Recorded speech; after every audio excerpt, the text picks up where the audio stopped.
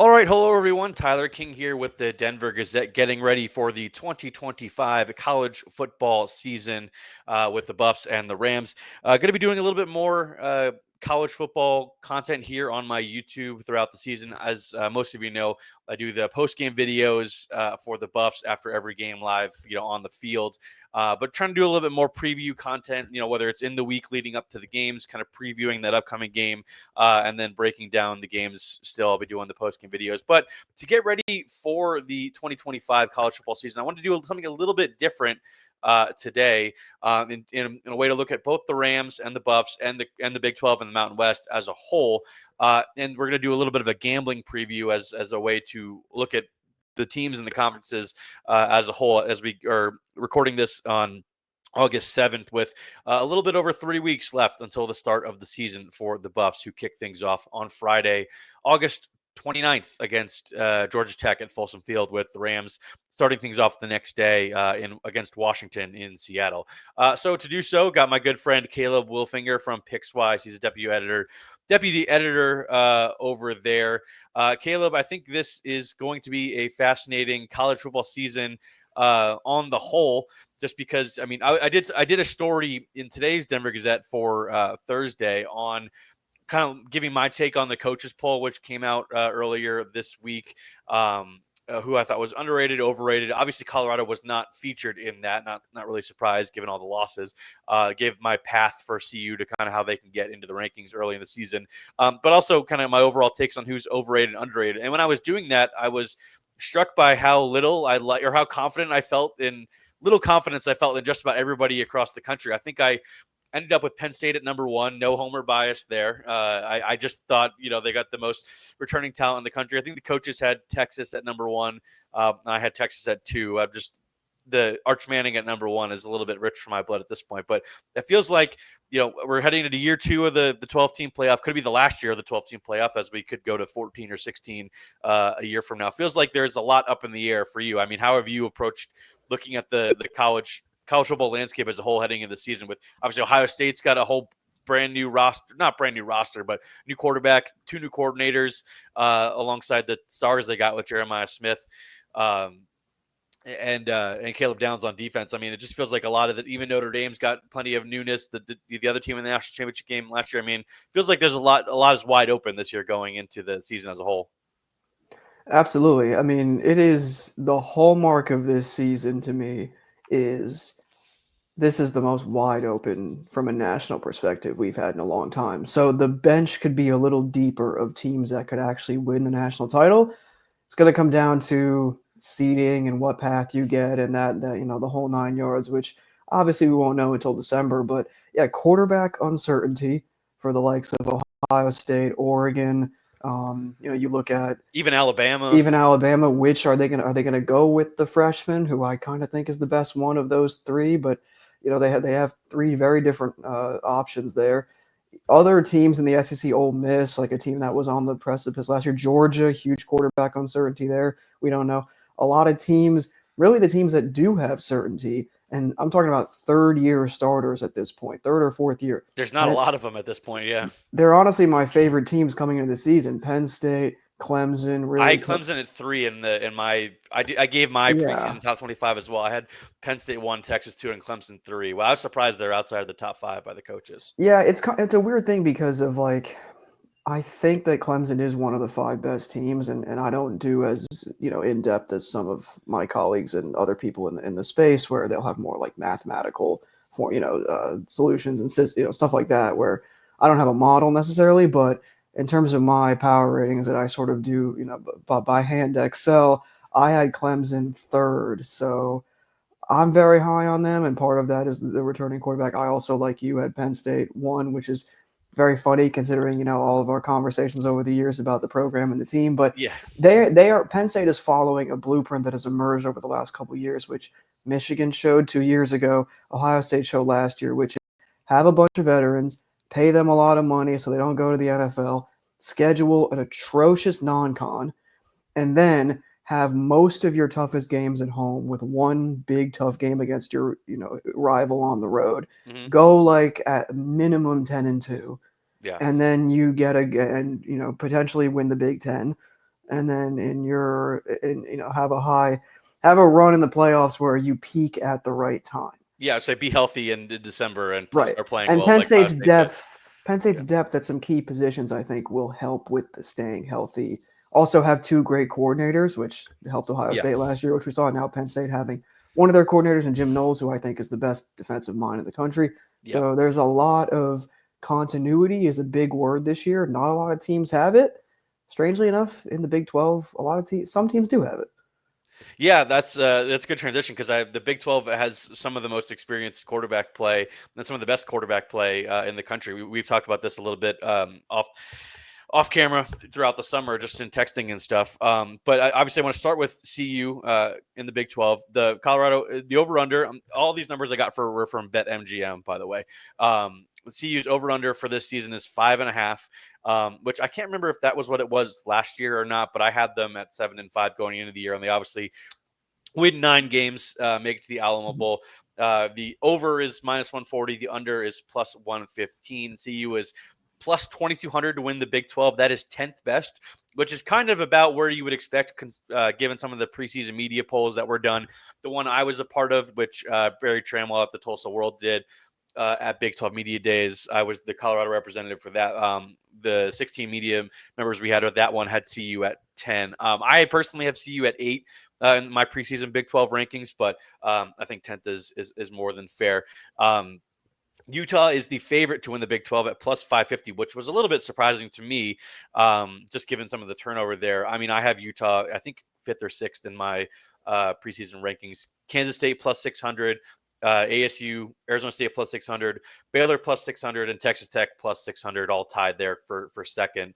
If you're looking at the rankings there for odds to win the Big 12. So, Caleb, start with the Buffs. Just kind of what is your take on this team going into the season with obviously no Shedeur Sanders, no Travis Hunter, a couple other NFL receivers like Jimmy Horn Jr., LaJohntay Wester are gone. A couple key starters defensively are gone. But I mean, Coach Prime has said he feels good about the depth of this team better about the depth than he did last year. But obviously the stars at the top are gone, and that's going to be something that is hard to replace. Just what is your outlook on CU heading into this 2025 season? Yeah, I think you put it very well with Deion's quotes. I think two things can be true at the same time about this team. So, and full disclosure, their win total was originally 6.5 earlier in the summer, and it got bet down. Yeah, that's what I thought. Yeah. It actually very, very early at the onset was 7.5, which was kind of an egregious number. But it got quickly evaporated, and it was 6.5 for the majority of the summer until I would say the last 2 weeks or so. The context is important there because I think the offseason has been fairly negative around Colorado. That the sentiment, I think, just in the market and among people that, cover the sport and also just sort of look at it from a bird's eye view. The Big 12 is stronger this year than I think it was last year. I fully agree with that. So, and also injuries did really help Colorado last year with their schedule. They played Utah on like a 4th string quarterback. They had a couple other Isaac Wilson snaps out there. Yeah, right. Oklahoma State. They got lucky. Their schedule looked like hard early in the preseason, 100%. and then they, like you said, Utah, Oklahoma State, teams like that at the end of the year. The Baylor game was also a key pivot point for their entire season. So, not to discredit, me personally, I thought Colorado was going to be a 6-win team last year. So I had them wrong. at 7-5 going into the year. So I was similar boat. Yeah. I was down on them, and I was wrong. So I'm not even covering for that. But it was more of things in the first quarter half of the season. It looked like Colorado was going to be about 6 wins, maybe 7 wins. And then, something happened where they were able to benefit from that. They also just had a tremendous amount of talent offensively, like you mentioned. So my thing is, while I do actually agree with, Deion that the depth of the team is probably better than it has been in the previous 2 seasons, the top end is not even in the stratosphere of what it was. Replace Shedeur and Travis.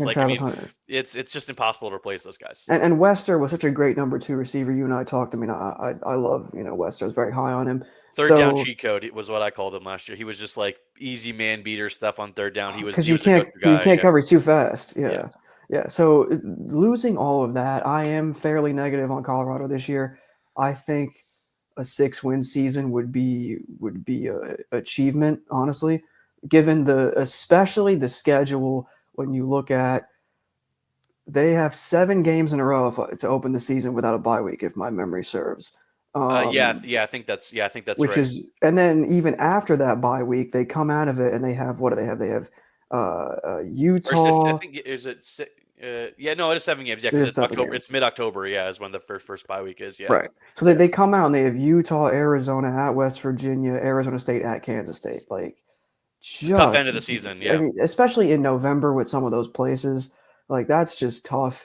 And in the beginning of the season, when you would like to be able to stack some early wins, there are so many new parts on the team. I don't really know how they're going to gel in this in this system, especially on offense. I have fewer concerns with the defense just because I think the coaching is better on the defensive side of the Robert ball. Livingston did a great job last year turning things around. The new Yep. coordinator. I think he's just a really bright defensive mind, and he's going to be back in the NFL sometime soon, if I had to guess. But he's back this year, and I think, like you said, that should give plenty of confidence. And they have some returners up front, like Arden Walker, Amari McNeil. They have some other intriguing pieces on the defensive line. I think that'll lead the way. But yeah, I have a little bit more faith defensively that they'll be similar to Yeah. what they were last Yeah, year. I think the defensive line might be the strength of the team.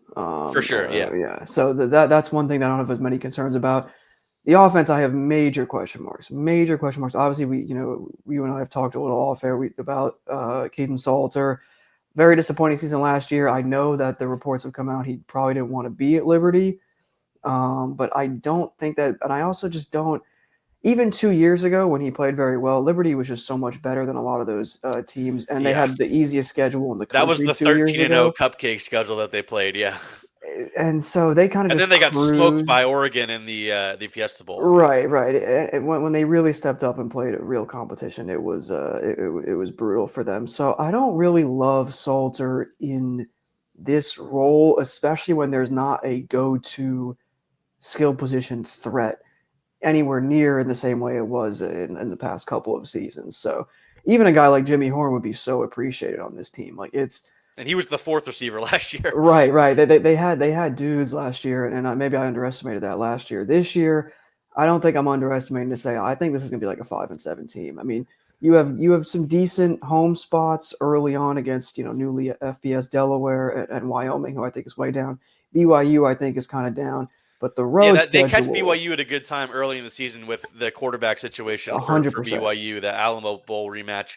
That's something I wrote about for today was like, if CU can somehow now, I want to ask about this next. If somehow sneak out a win against Georgia Tech in the home opener week 1, then they could be 4-0 heading into that BYU game late in September, which would just be a massive pivot point. Similar to how that Baylor game at home was last year when CU wins that one and then goes off to kick the crap out of UCF on the road, win some other impressive road games like Arizona and things like that.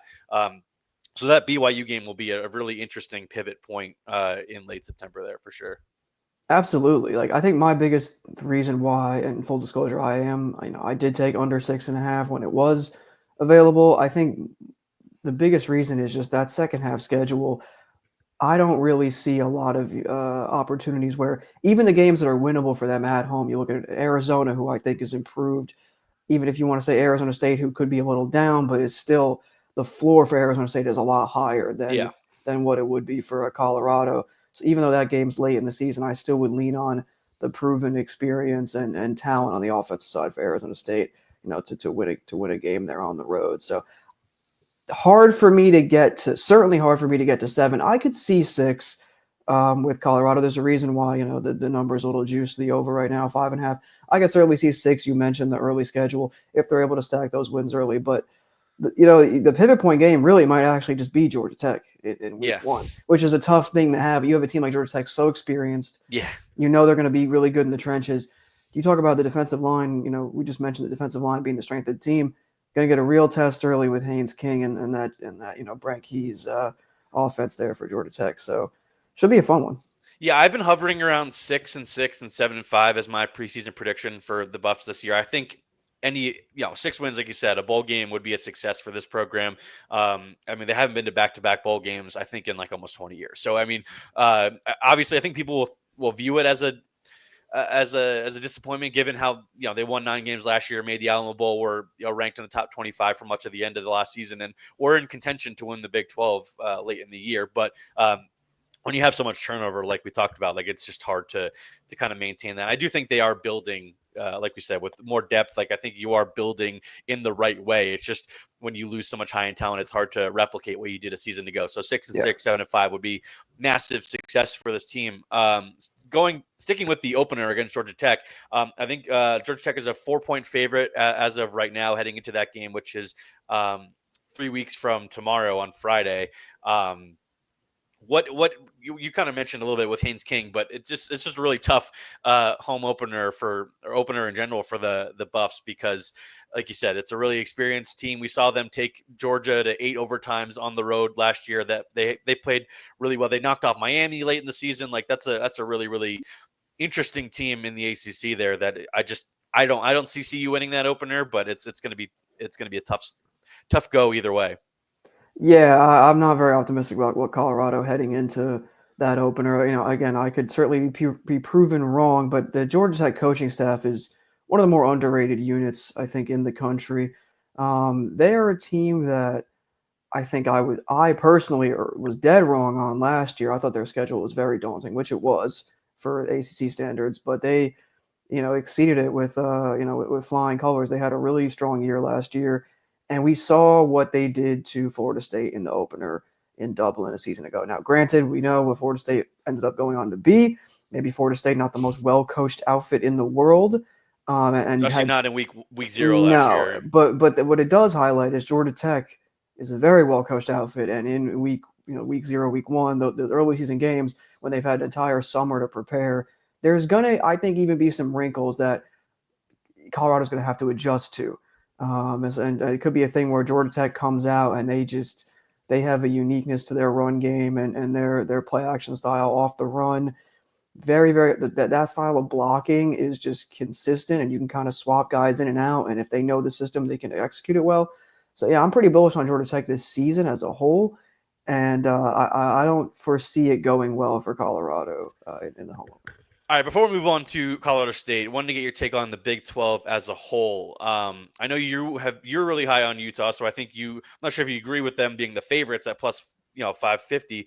But just kind of who do you like in the Big 12 going into this season, whether it's players, coaches, like kind of underdogs that you feel like could come out of nowhere, not the same way Arizona State did, where they were the preseason 16th team in the conference last year, but maybe someone in that 6 to 10 range that you feel like could come out, could surprise the people and be a contender in the Big 12.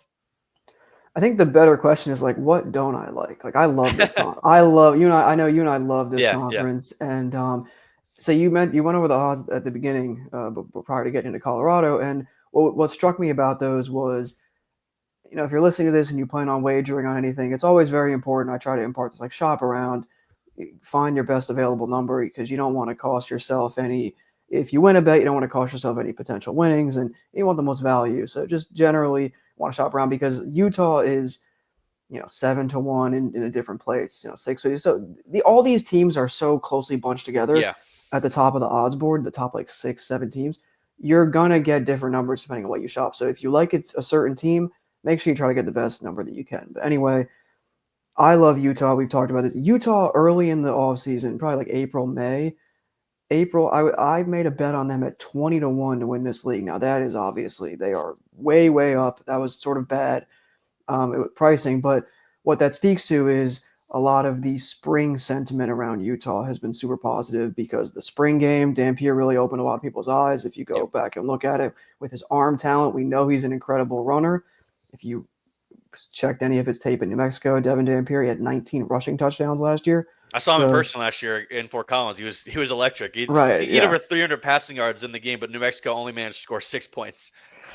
Yeah, that's New Mexico football. that's New Mexico. But I think Utah did a very smart thing, which other teams around the country have been doing for the last couple of years, here and there. Yep.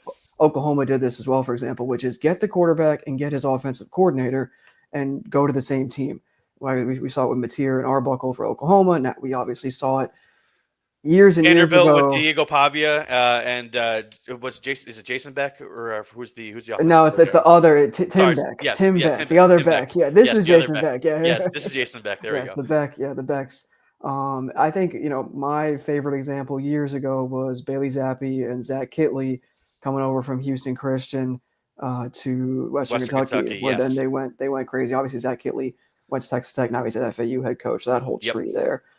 Um, so yeah, I love Utah and I love their schedule, and I think that they're going to be in the championship game. Hard not to just love a lot of quarterbacks in this league. You look at TCU with Hoover. I know we're both big fans. Sawyer Robertson, we're both big fans over at Baylor. Their schedule is pretty tough. Yeah. So I'm not sure about them getting the Big 12 championship. Texas Tech has a cake early season schedule, and they've spent a lot of money in the 25 offseason. million was the number I saw on this. Crazy And money. Ohio State spent 20 last year. I mean, I have Texas Tech in the Big 12 title game, and I honestly think they might win it. I mean, if you spend that much money, you kind of expect to win it. But they're the only team in the Big 12 They're that's a huge operating like wild an card. they're operating like an SEC program in the Big 12. So that's just like you said, a huge wild card in this It's a whole thing. huge wild card. I like Morton, but he's never healthy. Yeah. So that's an issue for me where I think even if he's healthy, he's still like a tier 2 quarterback in this conference because of the levels of quarterback play. You go down the Yeah, I don't list. think he's on the same level as Hoover or Robertson No. or even Sam Levitt, or I like Brandon Sorsby a little bit more, but Morton's got plenty of experience, like you No, said. he's got plenty of experience and he can play, and their roster is so good that they should be able to be a contender. They're going to win like 8 games. It just depends on how I think tiebreakers, how that's going to shake Well, out. yeah, last year we had 4 teams tied at the top. The Buffs are one of them, and it just Right. ended up Can being ASU and you Iowa State. Yeah. Right. Can you win the tiebreaker lottery? I mean, I think a team like Kansas State, I love Chris Kleinman. I think their floor is very high, but they have a tough road schedule within the conference as well. So there's a lot of teams that are all super bunched together. I couldn't blame you for backing a team like Iowa State, but they have they have a tough schedule as well. But Matt Campbell, Rocco Becht, very proven vet. They bring a lot of guys back on offense. Very proven veteran Yeah, I think team. they have one of the best or one of the most returning starters in the country, Yeah, which yeah. is a very Iowa State Matt Campbell thing to do. I think it was the same thing like a year ago for them as well. I mean, they have 2,000-yard 100%. receivers to replace, but like you said, Rocco Becht has kind of proven himself at this point. I like the running game, and Matt Campbell is just a You have a rock solid great coach. Yeah. you have a good floor. I mean, I think a team like TCU with Josh Hoover, who we mentioned, their ceiling to me is higher than some of the other teams, but their schedule is the hardest schedule in the Big 12, I think, by a decent margin. Like their non-con's not easy as well. SMU and Yep. at North Carolina week 1, which I think they win, but we also have no idea what to expect. So Yeah. there's so many variables and that's why a lot of these teams and the odds are bunched up together. So my Big 12 championship, I forget. I mean, I know I have Utah winning. It's going to come down to a tiebreaker for who else gets in. I think Texas Tech is probably most likely because I think Texas Tech wins 9 games. I just don't. I'm not too. It wouldn't shock me if K-State, Iowa State, et cetera. So I think a team like Houston is going to make a significant jump this year with Willie Fritz in year 2. Connor Wegman over there. I think it's a great spot for him. They could be the Arizona State sort of team where all of a sudden out of nowhere everyone's like, how did they win like 8 games? They really did that? So, I think they're a team a little down the board that could do something. But yeah, a lot of really exciting conference. I could talk about this conference all day. I love all the quarterbacks pretty much. I like the coaches are great. Even Yeah. lower tier. I like Brett Brennan a lot. I like Rich Rod at West Virginia going forward. Not really this year, but Scott Frost is back at UCF. That Scott could be Frost back at interesting. UCF. It worked the first time. I could see UCF winning 6 games this year. It wouldn't shock me at all. Like they have Cincinnati as a team. I don't love the coach, but I like Sorsby, and they have a pretty manageable Royer's a really schedule. good tight end.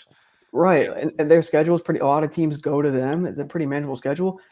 And last but not least, I mean, maybe the biggest wild card in the entire country that isn't North Carolina is Oklahoma State. I think they're going to stink, but I So have do I. no idea. I have no idea. Who's going to play quarterback? I have no. It's It's like one of the few in the 70. conference. Yeah. Yeah. Yeah, it's like 70 new players. What if the Division 2 kids are good? I have no idea. Yeah. I don't know. It's Mike Gundy. You never know. There's Gundy, and he never does terribly 2 seasons in a row. Maybe this is the thing that will break that mold. Yeah, I was just saying maybe this is just the But end of it for him. But yeah. yeah, I mean, it's what a fun conference. Jalen Daniels at Kansas with Lance Leipold.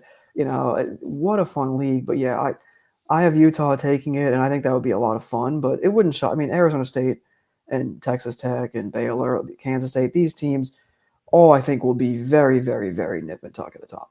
Yeah, I could talk about this conference all day too. It was really fun being at Big 12 Media Days last month in Frisco, just kind of talking to all the players and coaches. It's a really fun week, like you said. But got to transition here to Colorado State and the Mountain West as a whole.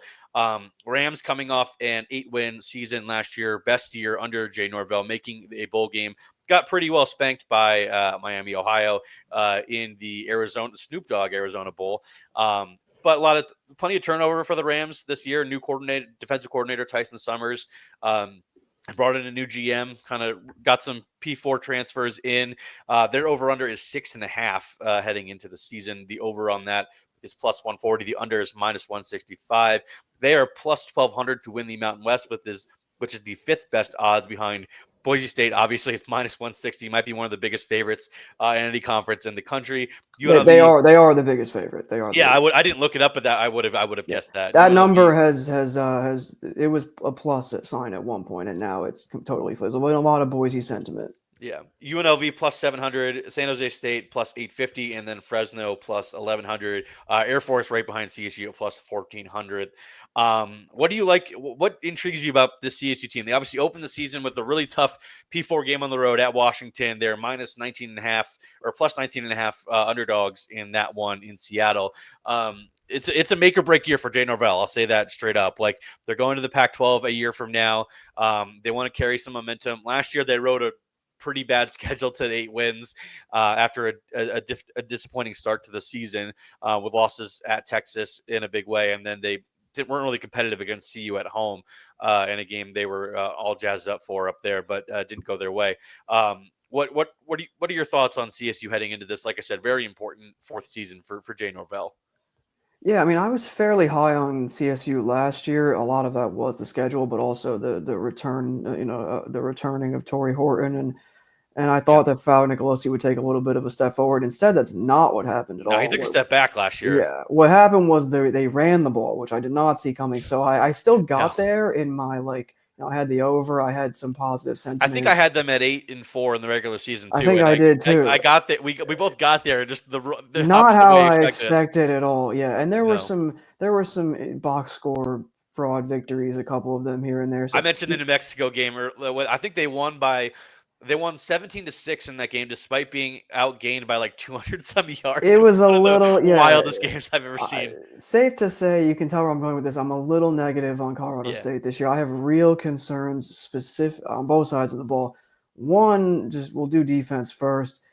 They've got a lot. Only two of the top 11 tacklers back, I believe. On lost defense. Some guys to the NFL and a bunch of guys to P4 transfers. Like, they lost their top 2 linebackers to Cal and West Virginia. They lost their best defensive end to not Georgia Tech, Wake Forest. Their 2 best defensive ends, I think, left to go to Wake Forest. So lost a lot of guys. They brought in a bunch of P4 transfers on defense. Like I said, cornerback from SMU, cornerback from Utah, linebacker from Iowa State, but it's a bunch of new faces playing for a new defensive coordinator. Yeah, right. And some of the guys that are going to be getting snaps, they're guys that haven't played. They're older guys. Yeah, but they haven't gotten the field a lot these last few years. Not a lot of starts. Yeah. So it's like, how much can I trust that? I don't really know. Like, if you're not on the field, maybe it's for a reason. I don't know. So I have concerns on the defense, and then offense. Obviously, losing Horton hurts, even with the injury stuff last year. Yeah, he was out for half of last season with the knee injury he suffered. Yeah, a new role for the guy who's going to be the number one. Name escapes me, as on the tip of my tongue, but hasn't been able to get a lot of separation, not super explosive. The wide receiver room is fascinating. I was actually up at their scrimmage yesterday, and there's a bunch of names in there. Like, there's a bunch of guys that I think will play.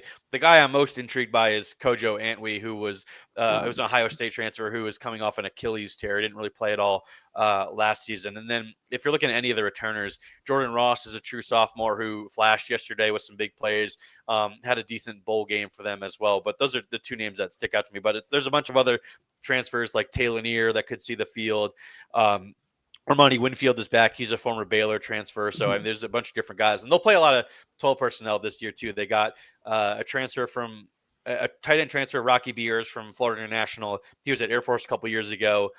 They've also got Jackson Warren, who missed all of last season with a shoulder injury. He's a 6'7" former quarterback that is just a ridiculous athlete. So there's a lot of intriguing pieces offensively. And then, the offensive line, I think, will be a strength for them as well.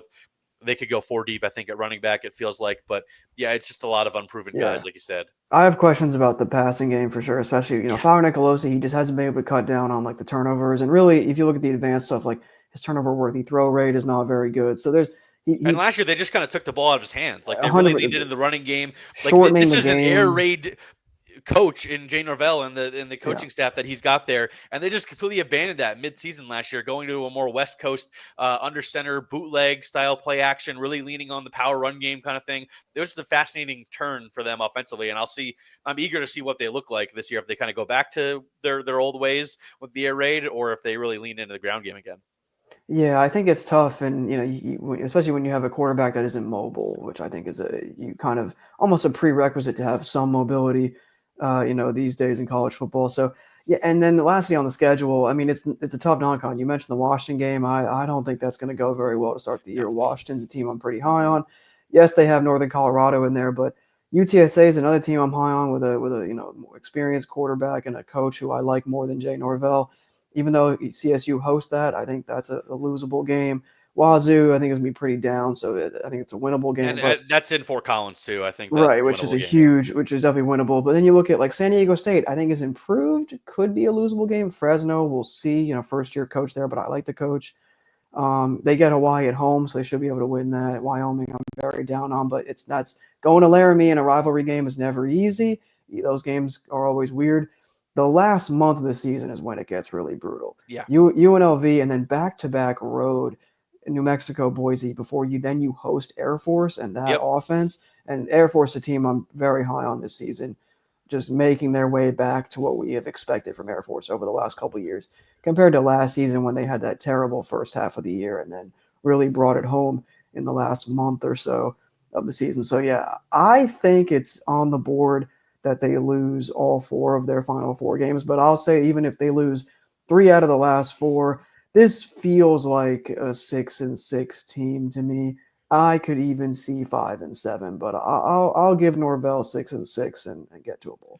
I don't know if that's enough to save his job. I think I have him also. I think I have him at 7-5, kind of similar to the Buffs. Like I'm a little bit more confident because they have some of their, like, Boise, you're going to lose that no matter that's home or away. So it's kind of a good thing to get that huge revenge game. Huge revenge game too, by the way, for Boise. Remember 2 years ago? I was at the game. I was at the Hail Mary game. Yes, I was at that game. They might win that game I don't know if they're going to take their foot off the guy, because Danielson was a coordinator there. He ended up taking over for Avalos shortly after that game. Yep. So that was kind of the nail in the coffin for Avalos. Yeah, blowing a 3-touchdown lead in the fourth quarter. Yeah, so that in 7 minutes. Yeah, I think that could get ugly.